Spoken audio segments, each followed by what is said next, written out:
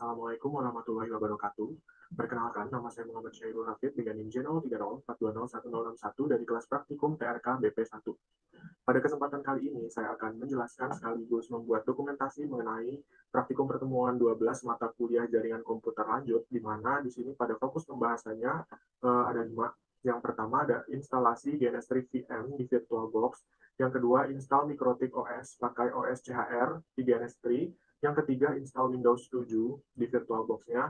Kemudian dihubungkan yang VM Windows yang sudah kita download tadi di VirtualBox dengan GNS3 dan juga buat topologi praktikum.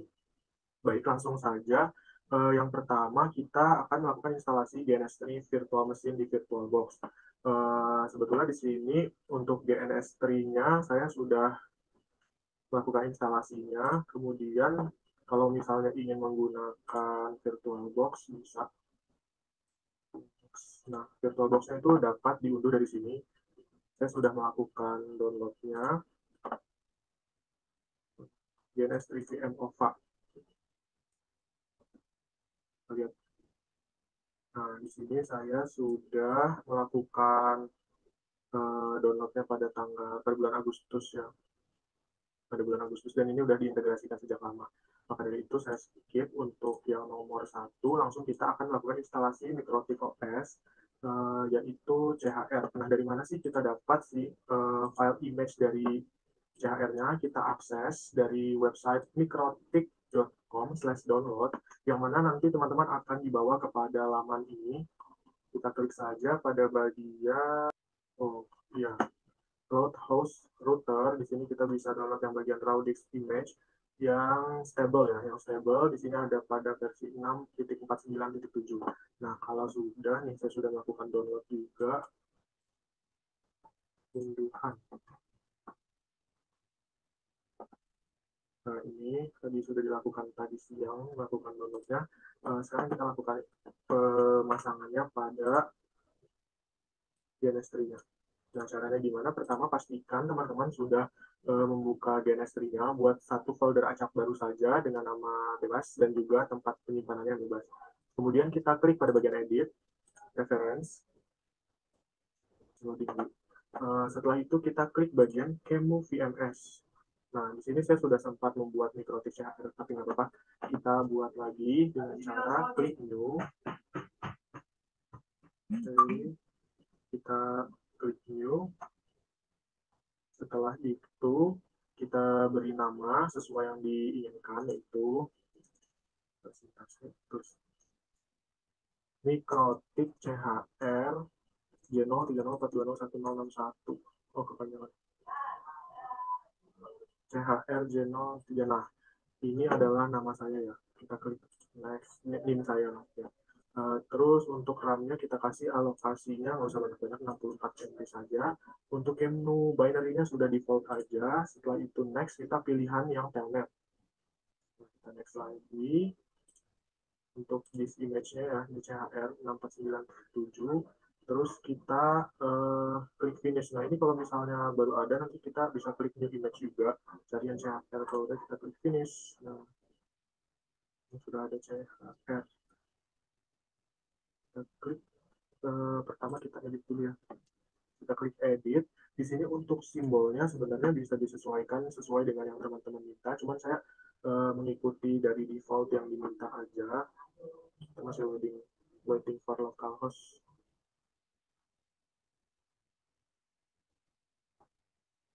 Nah, coba kita klik yang klasik. Di sini ada model model router. Kita klik OK. Kemudian kita klik dulu bagian network, karena di sini kita akan melakukan sedikit perubahan konfigurasi, yang mana pada adapternya di sini ada tersedia 1. Kita ubah jadi 5. Kemudian untuk name formatnya kita ubah jadi ether aja. Ether 0. Nah, kalau udah kita klik OK. Kalau udah kita klik apply dan juga OK. Nah, pada saat kita klik bagian mana nih? Nah, all device. Di bagian all device ini udah muncul router CHR-nya. CHR J030420161. Nah, dengan begitu, untuk CHR sudah selesai. Kemudian kita lanjut kepada step yang ketiga, yaitu instalasi Windows 7. Ini yang diinstalasi itu maksudnya tuh adalah file image-nya. Nah, sesuai dengan topologi yang diminta sebentar. Nah, ini IE11-Win71-1 ini dapatnya dari mana? Saya dapatnya dari sini, virtual machine. Nah, dari sini developer.microsoft.com. Di sini kita virtual mesinnya bisa kita klik mau yang mana. Nah, tadi kan ada topologi dimintanya IE11. Ya, IE11. Ya, IE11 Win71 ini kita bisa klik yang ini. Terus nanti kalau misalnya kita udah klik ini bisa kita klik VirtualBox atau VMware. Di sini saya tadi kliknya yang VirtualBox. Jadinya itu filenya kayak ini sebentar.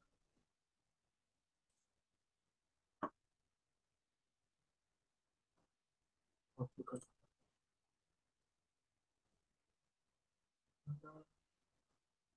OVA Windows. Nah, nih IE11 Win7.OVA. Nah, cara inputnya itu ke GNS3 bagaimana? Itu caranya sama, hampir sama dengan CHR tadi.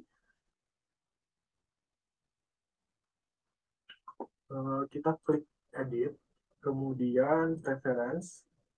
Nah, kalau udah reference ini kita buka VirtualBox VMS.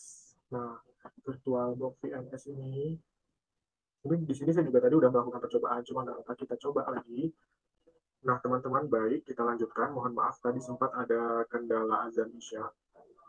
Nah, langkah selanjutnya kita sekarang ingin melakukan install Windows 7 tadi yang diminta pada topologi kan ada IE11 ini. Kita kan sudah melakukan download dan juga instalasi. Nah, langkah selanjutnya itu kita harus memasukkan si OVA tersebut ke dalam VirtualBox. Nah, ini kita ke VirtualBox, kita harus masukin dulu nih IE11-nya.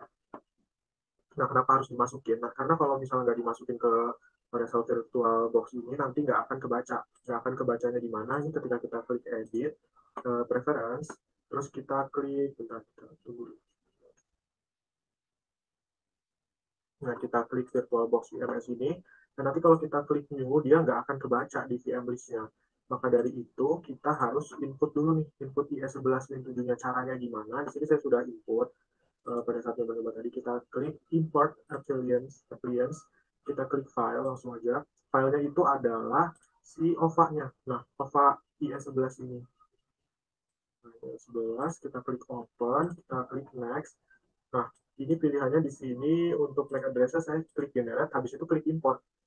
Itu waktunya cukup lama, makanya tadi saya udah nyoba dulu. Kalau kita klik import, lumayan lah 8 sampai 10 menit, tapi jadinya kayak gini. Kalau misalnya udah, kita kembali lagi aja ke GNS3-nya, terus kita tadi kan udah klik edit, preference. Nah, sekarang kita klik VirtualBox VMS. Nah, di sini kita ngapain? Kita di sini mau nih, kita mau masukin VS11 Win71. Nah, klik new, kemudian VM list. Oh ya, tunggu dulu.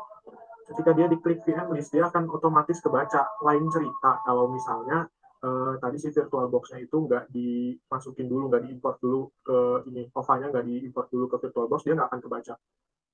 Nah, udah kayak gitu kita klik finish. Nah, dia udah muncul nih, udah muncul kayak persis yang diminta.